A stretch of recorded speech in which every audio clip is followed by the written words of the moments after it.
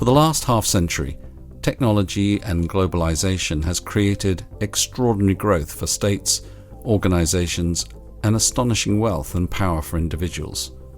In the US, for example, over 30% of the country's wealth, some $45 trillion, is owned by just 1% of the population. Several studies, including the work of Kate Pickard and Richard Wilkinson, highlight what they call the pernicious effects that inequality have on societies.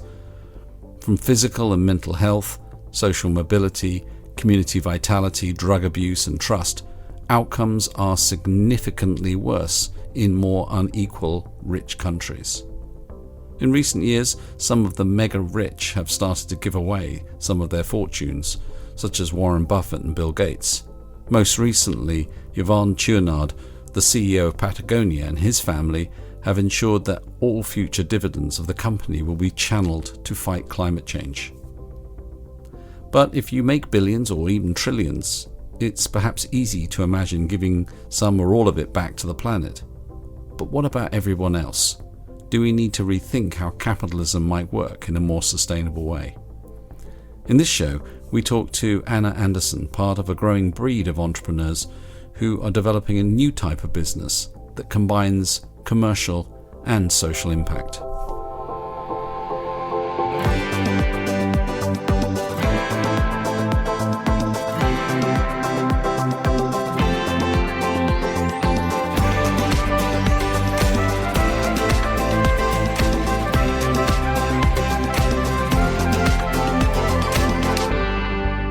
Welcome to the Evolving Leader Podcast, the show born from the belief that we need deeper and more committed leadership to confront the world's biggest challenges.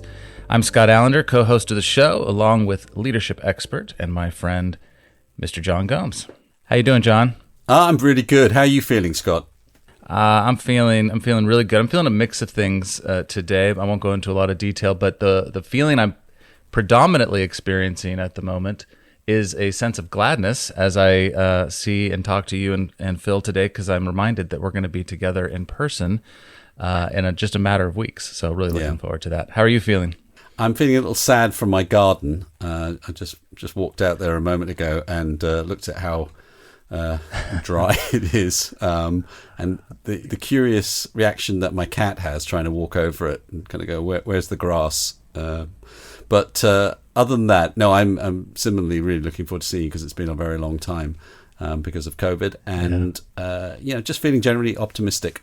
Excellent. All right, so let me introduce our guest today. Today we are joined by Anna Anderson. Anna is the founder and CEO of Kindred, West London's private members club, and was recently included in Code Hospitality's 30 Under 30, which celebrates rising stars in the hospitality industry.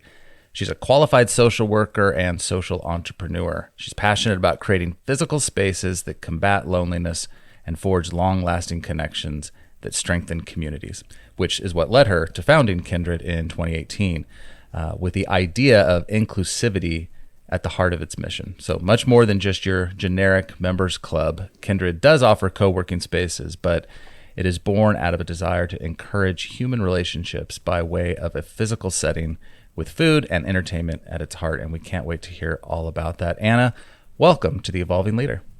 Thank you very much for having me. It's nice to be here. Anna, welcome to the show. How are you feeling today? I'm feeling good. I'm on holiday. I escaped to New York for a week to be with my family. So it's actually lovely just to take some headspace, physical space. Yes. So I'm enjoying that. Nice. Brilliant. Well, in your bio, it states that you believe in the power of business to achieve social change, and that's something that Scott and I deeply believe in. So, can you give us your perspective as a starting point for this, and what created that belief in you? Yeah, absolutely. For me, the world is changing at a rapid pace, and actually, arguably has to change. I don't think we can keep pursuing growth at all costs. Markets are really powerful in achieving social good, as we know, and in theory can benefit everyone when it works well.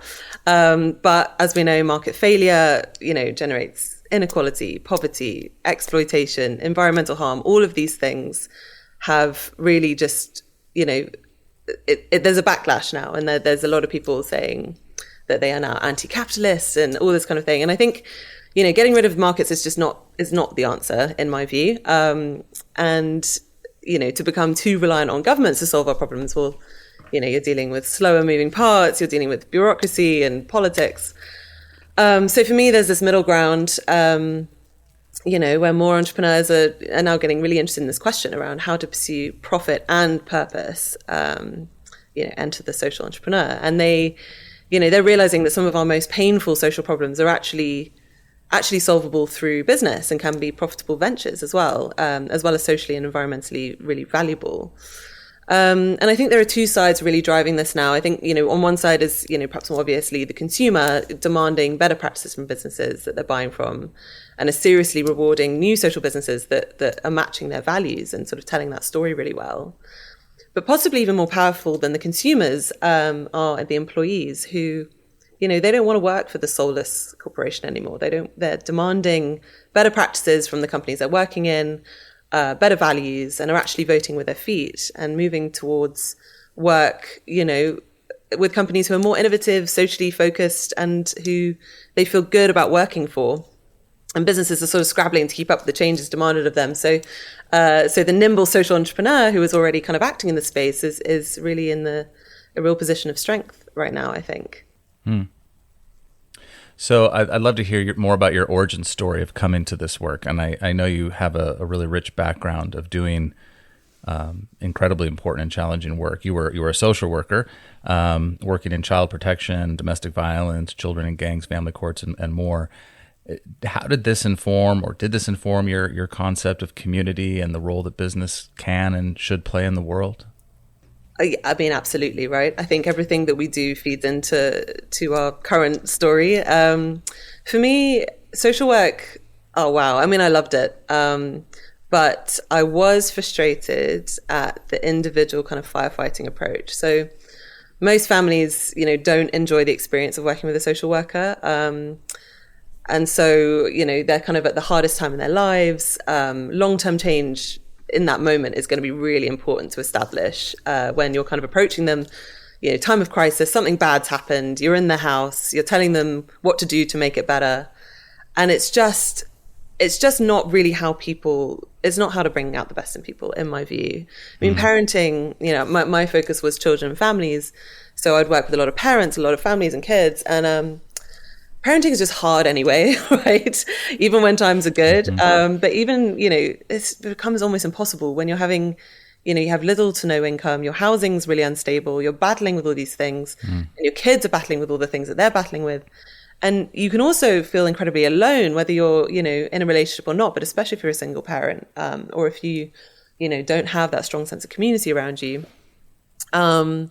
So social work is always at the mercy of politics of the day, so it's very easy for me to be critical. But there was always excellent, much needed work happening. But for me, it always made more sense for social work to use a much more community-focused approach than it currently does. It's very individualistic, very house to house, case by case. And I've always felt frustrated, longer term investment in community services, empowering families to actually access the support that they needed to be the best parents they could be, could just be a really powerful way of kind of thinking about the problem. And I found as a social worker, I would naturally think more systemically about the problems that I was looking at, and consequently found it quite difficult to be motivated to work in such an individual case-by-case sort of mode.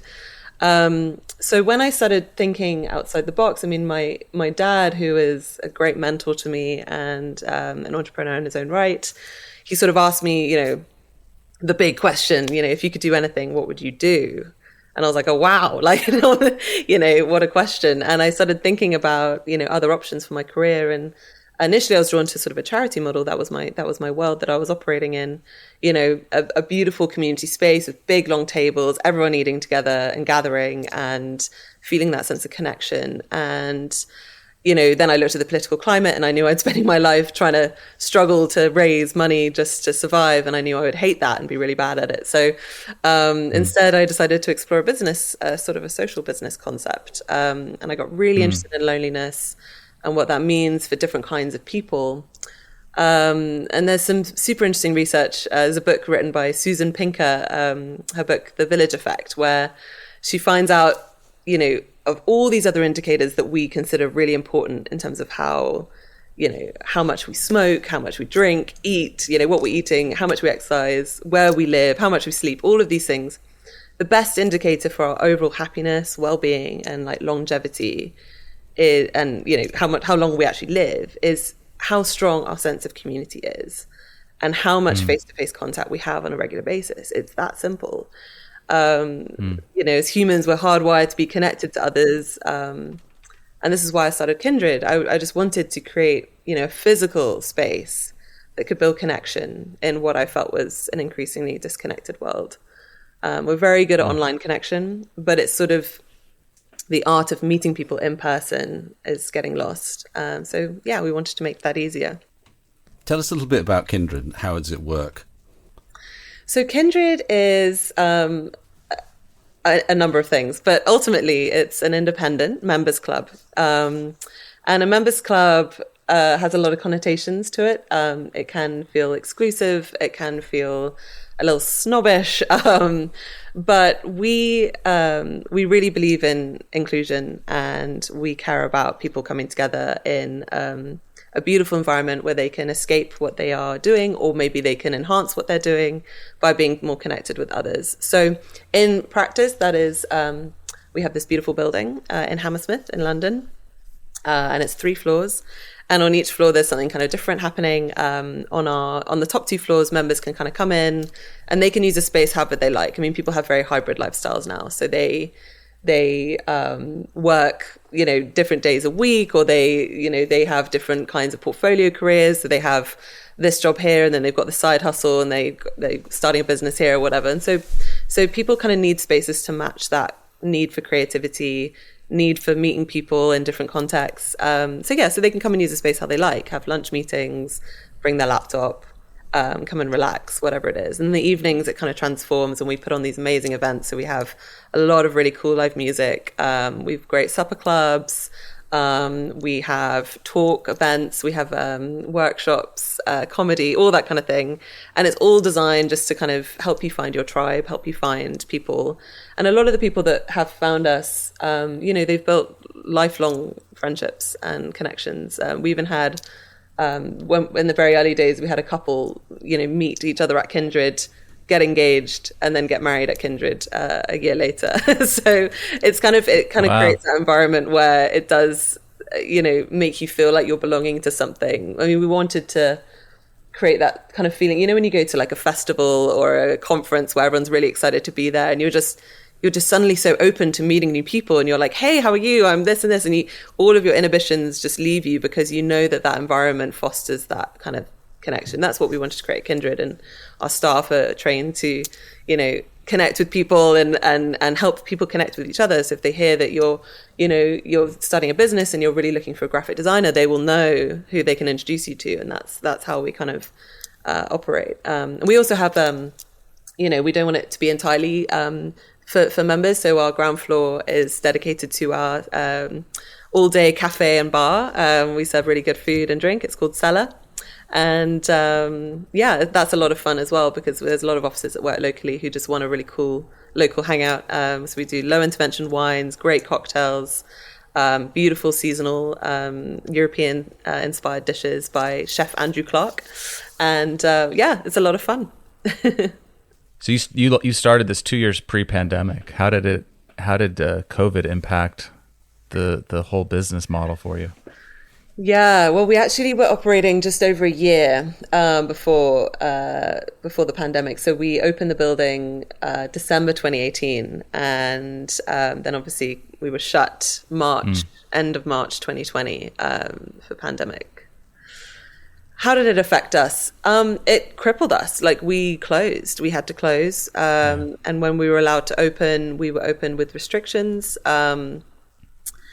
And no money came in during the time we were closed, for sure. And when we were open with restrictions, it was really, really difficult, because it wasn't so much of the restrictions, it was more people's behavior had changed. People didn't want to, people felt anxious. People felt like they didn't want to come in. So we were just, we were quieter.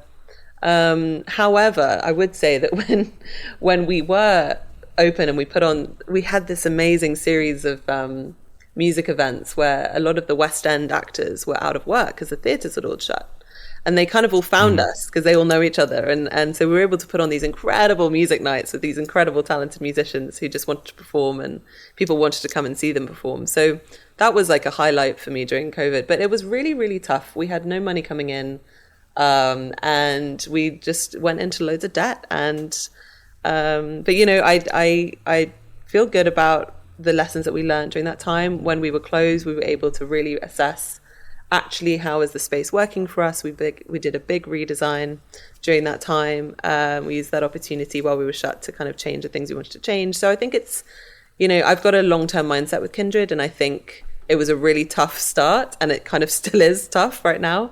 But I think when you're thinking longer term, you kind of think, okay, if we can get through this, we can get through anything. Let's just keep going, shall we?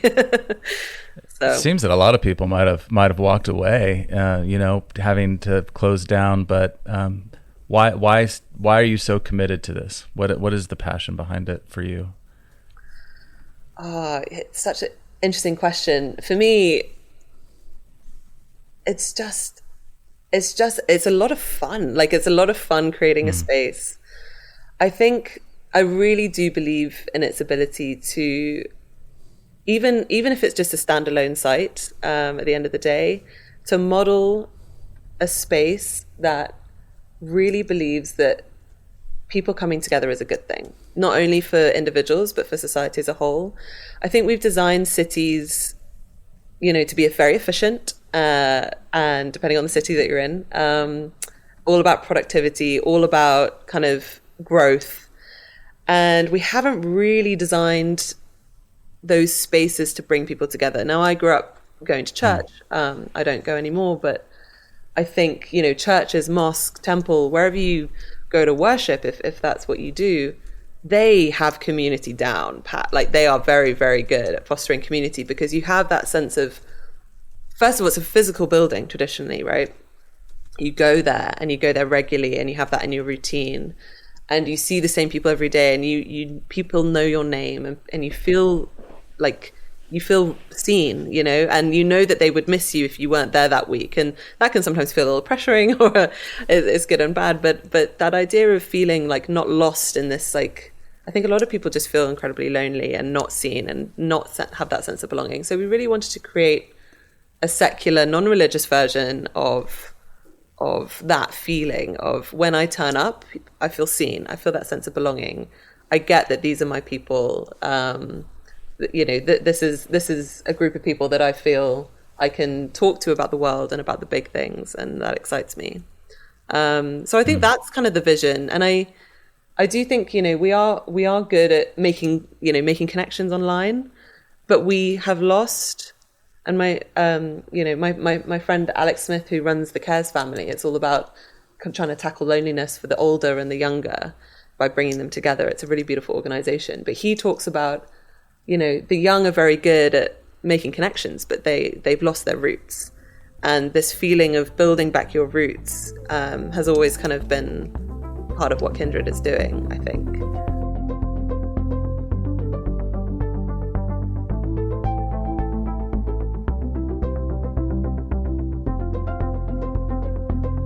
I'd like to dig into the loneliness topic a little bit more in a moment, but before we do that, I'm interested in just staying with the challenge of balancing the economics and the purpose of Kindred. We had Ranjay Gulati, who's a Harvard professor who's just written a book called Deep Purpose, and he talked about the razor's edge of trying to, you know, you don't please anybody, you don't please shareholders, you don't please anybody when you're trying to balance purpose-driven organizations. What you have to do is just manage that paradox and be happy with it. And I think a big part of that is what you just described there, which is got to have a long-term commitment and view, because if you don't, you're always flip-flopping between those things. But tell me what you've learned about the shared values you have to create between, you know, your team, your audience, the community. What are the shared values that hold this thing together for you?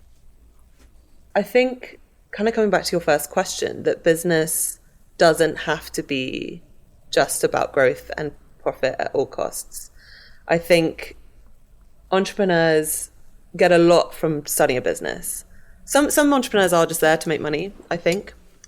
But for entrepreneurs who go into something like hospitality, where the margins are super tight, if they're there at all, and you're working long hours and the building keeps breaking down and you're just battling, and you're dealing with customers who complain about this and that, and it's meant to be cooked that way. And, and you're sort of like, why am I doing this? And I think a lot of people start a business, not just for profit. They start a business because it just brings them a lot of joy.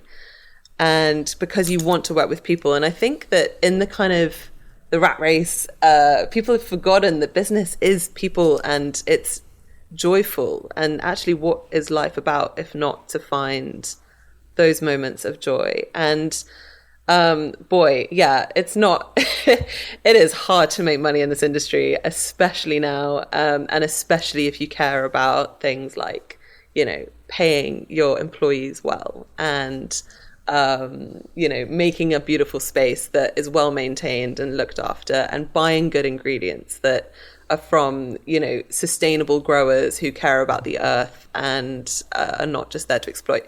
So, you have a lot of competing things. I think, we see a lot of stuff about, 10 lessons that I've learned at the end of my life that I want to share with the younger generation. It's never about, I wanted to make more money. It's always about, I wanted to spend more time with the people I love. I wanted to, live a life that had, value and meaning, and I wanted to make connection. It's all of this other stuff that is important. So I think it's kind of just reframing that. And I think when you build something based on those kinds of values, you attract people with those values.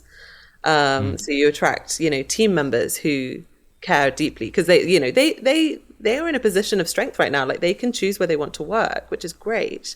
So businesses are really having to put their values on their sleeve and be like, hey, this is what we're about. And it attracts some of the coolest people because they are like, yes, I want to work there. And then you kind of grow and grow and grow because they push you. And similarly, your customers are finding you because they have so much choice with how they spend their time and where they spend their money. And they're picky, they want to be careful with who they're supporting. So I think that is, that's always going to be important to us. Just putting it out there, what you care about. We pay our staff London living wage at least, if not more, and we've just introducing mental health support and period days off and lots of different things, because we just think that happy team is a happy company, of course. But it's more than that. It's kind of genuinely prioritizing other things as well as the bottom line. If I had to put you on the spot and say, regardless of COVID, what value do you really care most about that constantly, in trying to pursue your commercial viability and sustainability, keeps you up at night in terms of pursuing? Which one is most likely to get compromised that you struggle with? I think when you're operating a business, especially a business like mine, I mean, my roots are social work. And I said, before, I wanted to start a charity to make it accessible for everyone. As soon as you put a price point on your product, you're excluding people. There's always that decision. And a members club is a tricky line to walk when you're talking about values of inclusion and inclusivity and all that. And, we want to make everyone welcome, because you're putting a price point on it that immediately means that some people are not going to be able to come in. So that piece is always tricky, because on the one hand, you want it to be open to everyone, but on the other hand, if you make it open to everyone, then kind of it doesn't belong to anyone. It's sort of, people won't have that sense of recognition and that sense of belonging that we're trying to foster. So I think that one is the most difficult thing to balance, and especially when you're looking at rising prices, cost of living. People are super sensitive to where they're spending their money, and we want to be supportive of that. At the same time, we have a really quality product that does cost us a lot of money to get in and to make, and I'm supporting my staff and they have their rising costs, and So you're kind of having to balance. It's the same with any social business, though. Like, as soon as you charge for it, it's like, oh, well, what about your values of being social? So, there's that kind of difficult tension there. But I do think the world is changing, and that people are recognizing that it's not as simple as if you're a charity, you're good, and if you're a business, you're bad. There's a middle ground where people actually want to spend their money on good things and nice things, and to feel good about, how they're spending their time. And but that's a tricky one for sure. Yeah. How do you make people aware of it? How do you spread the word for people who may be experiencing loneliness and would really benefit from becoming part of this community? Yeah, that's a good question. And that's one of our biggest battles. And I think one of the biggest myths that was debunked for me very early on is build it and they will come. Kevin Costner's a liar. You can build the most beautiful space in an easy to get location with okay footfall, and but getting people aware of what you're doing and connected to that message is hard. I also think that I've had a lot of conversations about loneliness, and people are like, oh yeah, it's not very sexy. Like, you don't really want to be like, hey, lonely people, come in. Like, this is your place. Like, we'll look after you. And so it's not a very, people don't want to think of themselves as lonely. It feels quite vulnerable to sort of say, hey, I'm lonely and I'm looking for something that makes me feel less lonely. So you kind of have to say it without saying it. I say it a lot because I just think, let's just talk about it more. I think it's a good thing if people can kind of own it a bit more. But I think it's about, that feeling when you walk in, like nothing is a problem. We get to know you. We're not just here to fleece you for as much as you've got. We want you to feel well looked after and wanted. And it's also recognizing that people are introverts and people are extroverts, and people have different needs in terms of that connection piece. So we're not going to force it down your throat. We're not going to be like, hey, welcome, right, here's 7 people that you need to meet straight away. And you can feel really, really uncomfortable about that. No, we just let you come and use the space how you like to. We have little events that you can join in, like coffee morning, where you can meet people really casually, or you can just, hunker down and get to work and just be kind of near people, if that's what makes you feel comfortable. So, yeah, I think, marketing is a nightmare, as I'm sure you guys are familiar with. And marketing comes in all sorts of forms. But for me, the most powerful is the word of mouth. And if we can do it well, people will tell their friends, people will talk about it. Or when they meet someone, they might be like, hey, like, I belong to this place. You should come and check it out. And that is just the best way to spread the word. We're also super local. So we're West London focused. Most of our community comes from sort of 20 minutes walk outside. So we are very, it's sort of hyper local, but it's still tough to get the word out there about what we're doing. There's so much noise. Do you have a vision for scaling beyond West London? Do you see this being a movement that could happen in other parts of London and maybe other cities around the world? Yes. In short, yes. In long, it's tough. Like, this model is a tough model, and we've been open 4 years now, and nearly 4 years, and it's not easy to make the numbers work, especially if you're kind of dealing with rising costs, employees, all this kind of thing. So in theory, I think there is a demand for it, as long as it's done strategically in the right positions and with the right kind of spaces. I will always be interested in building spaces. I love buildings. I love the kind of physicality of a business. I'm never going to be someone that starts an app. So I'll always kind of operate in the space. I don't know if it's appropriate in this time to grow. I think there are a lot of businesses that, their version of success is to grow at all costs. For me, it's about being intentional with what you're doing. Every space or every business or every new branch of whatever has to kind of be solving a local need. Otherwise, you're just taking. And, I could open another Kindred, somewhere else in Bristol, and it could be great, and I could be really benefiting from that, and there could be a real demand. I could be taking from 3 other community cafes that were, doing what I want to do, which is to, help people connect and feel less lonely and all this kind of thing. And so there's kind of this tension there, in terms of just growing because I can, because I've got the investment, I've got the cash, or I've got the brand. So I think, there's other things I'm interested in. There's co-housing concepts that I'm excited about. There's making, places more accessible for people with disabilities. That excites me. So I'm wondering about this kind of growth question for Kindred, because it just may not be the best way to deliver the most social impact. Sure. What about you as a leader? You shared some of your values about paying your people, appropriate living wage, and, caring for, everybody's needs and what they have in their work experience. But what lessons have you been learning about yourself as a leader?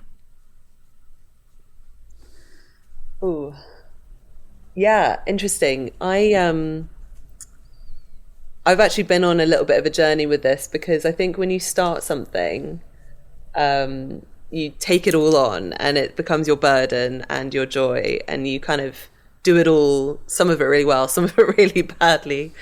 And I think I'm really learning now that, and I'm very quick to say, oh, I've failed. If something goes wrong, I take it all on for myself. I'm like, everything that goes wrong in Kindred is essentially my fault because I'm at the top and I make the calls, and, I can take ultimate responsibility. And I think I'm learning now that actually there's a balance there. There's team accountability, there's things to put in place. And I'm also trying really hard to just be kinder to myself and more accepting of myself as the entrepreneur that I am.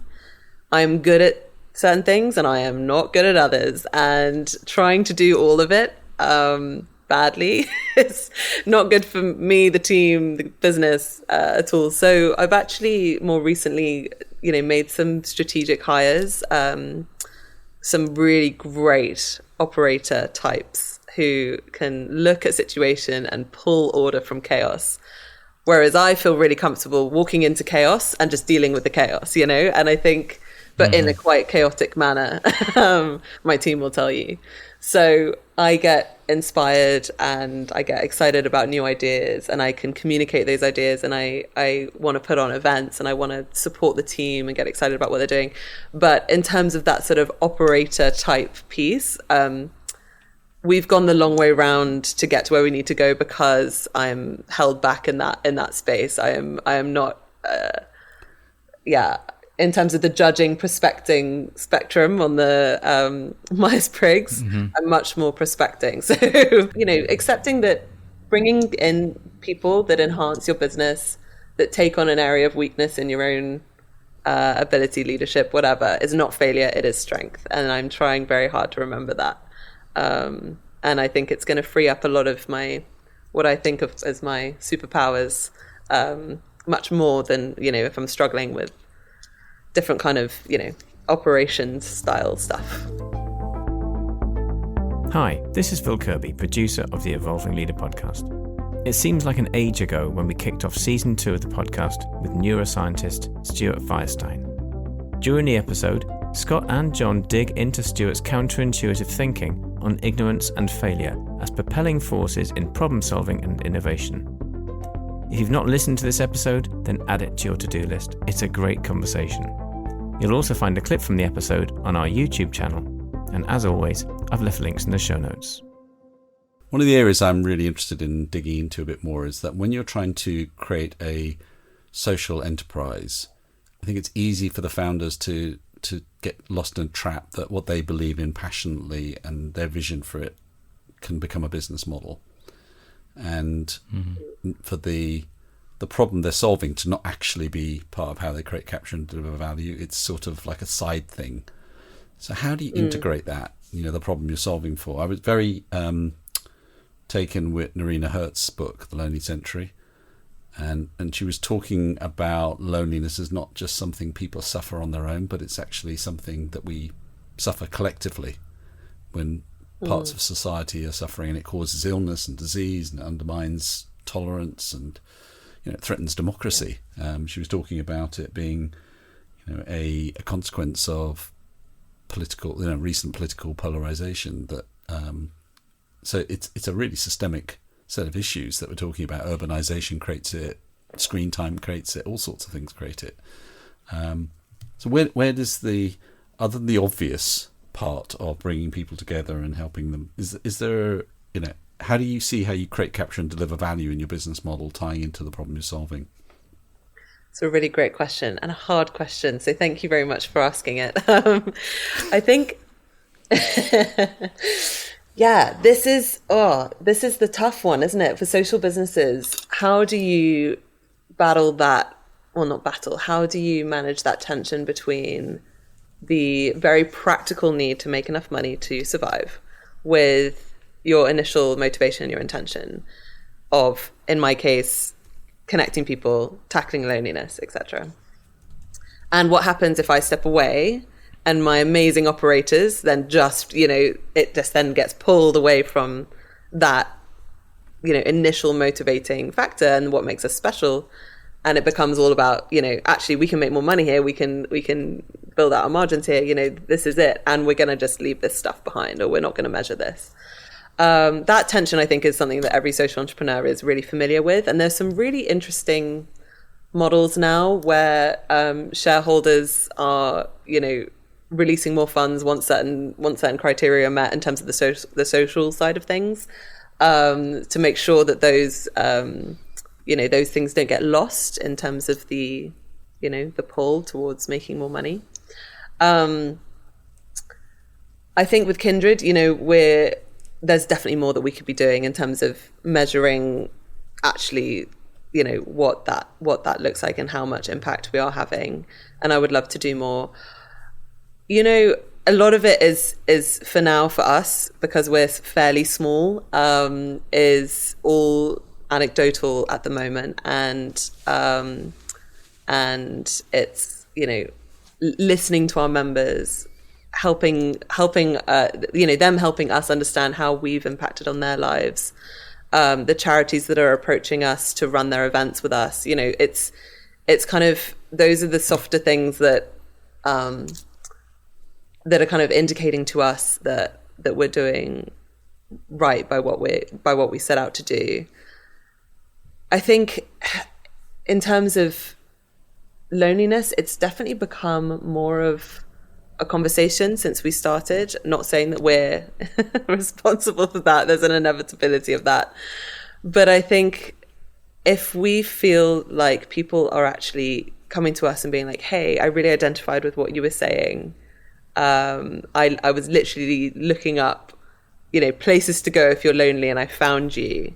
That for us tells us that we're doing something right. And it's something we share in our team, and we feel good about. And it also rewards us because, we're bringing in people for that message.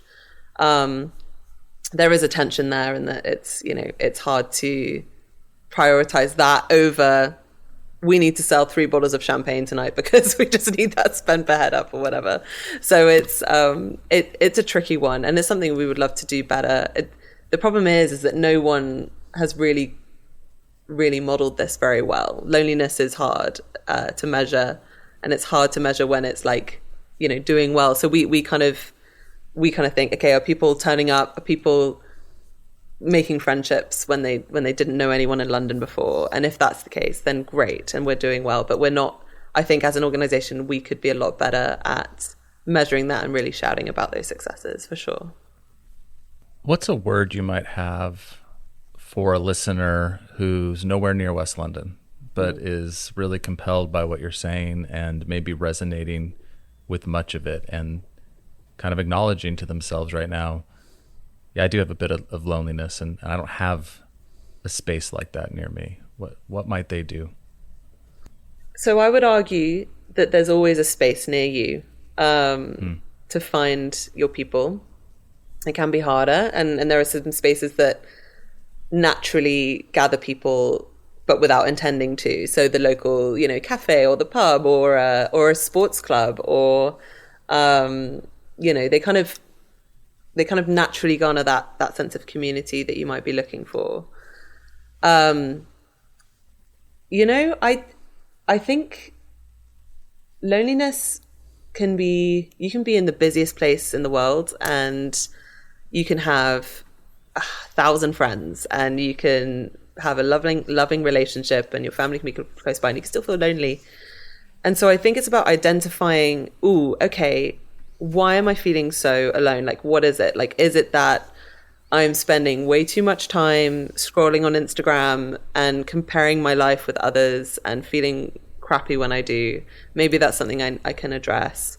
Is it that I actually just need to invest a little bit in myself and my mental health and have someone that I can talk to in a professional context, which is something that we talk very openly about Kindred. A lot of us are in therapy and we actually, are starting to support our team to access one-to-one therapy when they want to, that we're paying for. Like, it's kind of just thinking about if it's not about people and lack of people, if I'm isolated, then yes, there are places you can go. There are community spaces and cafes and pubs and sports clubs and activity clubs and, maybe a different place of work that you can kind of seek out.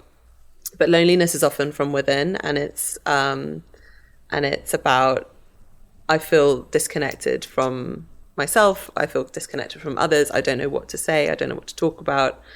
And I think identifying some of the things in your life that may be inhibiting you from reaching out and feeling confident in what, in who you are, so you can then meet another person. Yeah, that I, starting there for sure. I do think that there is, every single business now is talking about community. Like, we built a business model on it, and now we don't sort of say it as much in our marketing because it's so noisy. Like, everyone is talking about community, so now we talk about other things like human connection and conversation and ideas for a better tomorrow and stuff like that, because I think everyone is realizing how important community is for your well-being, for your happiness. And so it is, you can find it. I would say that people often say they want community, and actually what they mean by that is they don't actually want to talk to people or connect with people. They kind of just want to be around people. And I think that that's okay, because we really celebrate the extroverted personality type.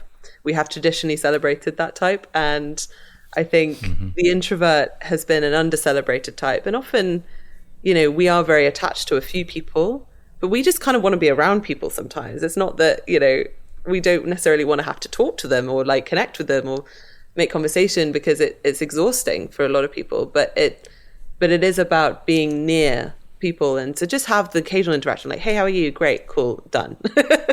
And I think as soon as you try and force it down people's throats, that's not what they want.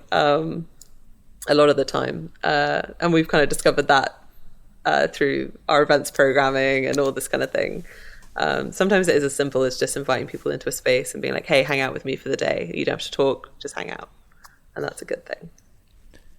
And in these days of, many companies having gone full remote or mostly remote, what you're saying essentially is we're going to have to be even more intentional about making sure we find our connections.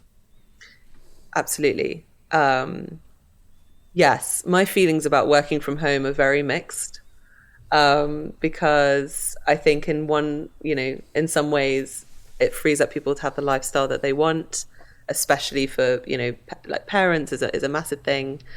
I would say that, it's tough for the economy as we've set it up. So it's tough for hospitality businesses, for retail businesses. When people aren't coming to the office, we feel this very intensely. And it's tough in terms of, that feeling of being part of something. I think when you're working from home, it's hard to feel part of a team. I think, some organizations are excellent at fostering that online connection and that, that kind of style of working. But I do think it's hard. There are some cool things happening though, like, people are gathering together intentionally. So from different organizations. So people are setting up kind of in-person working clubs where people can gather together. And, if they don't want to pay for a co-working space or a members club, they can go to like a cafe and just meet together, have a coffee, then everyone gets down to their work. And it just is a little bit, so you're still kind of working from home, you're working how you want to work, but it's in a more kind of communal, human way, which is what people like about office working, to be around others, which is cool. So yeah, it's just about deciding what your priorities are, because I know that a lot of people work from home as a lifesaver, and but yes, we need people, we need face to face. Your point about somebody can be in a great relationship, working with great colleagues, and still feel lonely, but perhaps is cut off to that understanding. They don't have the self-awareness, and they might be masking it with some of the things you talked about, like just constantly looking at their phone or other things that numb that feeling out. You gave some sort of diagnostic questions there. Is there anything else that you think would help people to come to terms with what they're actually feeling? Yeah, interesting. It's really hard to name it because it's different for everybody. Everyone has a different experience of loneliness.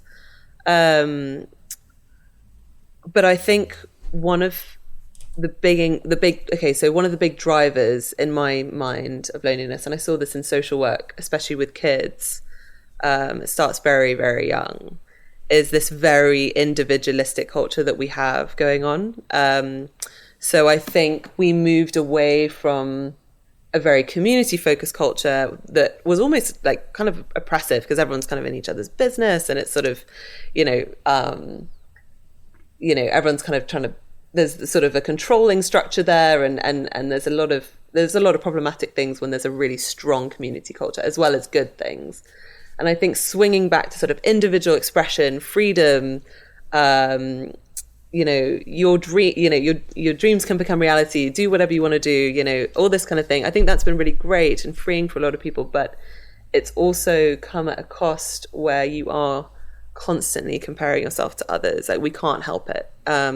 We can't help but compare. And I think it just makes us miserable. You can have everything. You can be incredibly successful. You can be beautiful. You can be wonderful and fun and great. And you have great friends. But as soon as you see someone else doing it slightly better, or, you have an insecurity and it's sort of, oh my gosh, they don't have that, and that's amazing. You just make yourself miserable. And so I think, like, and this is like living in an unequal society as well. We forget that there are people who are living in communities where there's so much wealth and they have absolutely nothing, and they're constantly feeling not good enough. And it's like, why? And there's no reason for it. And so I think in terms of how we can move through that, recognizing it for what it is, that this is a systemic problem, and this isn't you, this isn't something wrong with you, this is something that very clever companies have created, and we have accidentally created in society. We've kind of created this imbalance. It's not you, and therefore, if it's not you, then you can connect, you can feel part of something again. I do think that nothing makes us more lonely when we don't have like a shared vision with another person. So I think finding the things that you care about, joining those clubs or those communities is going to be really important, whether it's something like metal detecting or like a sports club, or, signing up to go to like a TEDx and learning about ideas, joining a supper club and eating with people around a table. Those are the things that just build those little moments of connection that make you feel a little bit less alone. And also talking about your loneliness. I think once you've identified it, to talk about it, I have found when you start talking about loneliness, everyone has their lonely story. Everyone has an experience of loneliness, or they know someone who's lonely. And I think people are afraid of being pitied or afraid of being embarrassed. But I think people just deeply respect it. And I think when you can start talking about it and owning it and being like, you know what, I live alone, I'm lonely, I hate it, This is how I manage it. People are just like, wow, that's cool. Like, good for you. Because everyone is aware that this is a thing that touches everyone. Anna, as we come to the end of our time, is there anything else that we should be talking about, or any messages that you would like to give to our audience? Yeah, I mean, I've said a lot. I think for me, the world of work is changing. I know you guys had one of your episodes talking about the future of work, but I think more and more people are going to turn to business as a way of making money and finding meaning as well. And I think that a lot of people, especially people who don't come from wealthy means or privileged means, and see a lot of barriers to starting a business and a lot of risk, I would say think of it as a genuine career choice, and especially the social business angle, because the social side shouldn't be holding you back from achieving your aims. There are some incredibly successful social businesses out there who have managed to genuinely solve a social problem, and people want to pay for it, and that's amazing. So I think encouraging people to really go into social business as a career choice, especially young people when they're thinking about, because young people are super entrepreneurial, like they are desperate to make something of themselves. And I think encouraging that kind of thinking. Turns out you can Google anything. Like, I literally built Kindred on Google. Like, I was just Googling everything. I didn't have a fancy business degree. I made a lot of mistakes. That's also a great way to learn. But I think just, wear your values on your sleeve, find a social problem that really bugs you and you really want to solve. You can probably make a business out of it. If in doubt, Google it. And and also think of life as more than just, how do I make money? How do I find joy? How do I give joy? And how do I build a more connected, passionate world? That would be my takeaways. How can our audience get in touch with you, Anna? So we're at wearekindred.com. So my email is anna@wearekindred.com. And our Instagram is @LondonKindred. So just ask for Anna, and also just pop in if you're in Hammersmith. It's the gateway into West London. So often everyone passes Kindred and they don't even realise. But if you're passing through on your way to Heathrow, on your way in, come in and grab a coffee. I'm usually there. I pretty much live there. So brilliant. I think our leaders will have got a huge amount of inspiring, insightful, and very practical ways of thinking about lots of different things here, both in terms of solving some of the problems that you're setting out to solve, but also how to think about turning their purpose into a very practical way of living through building their own business. So Anna, thank you very much for joining us on The Evolving Leader. Thank you so much for having me, guys. Anna. Thank you. And for our listeners, remember, the world is evolving. Are you?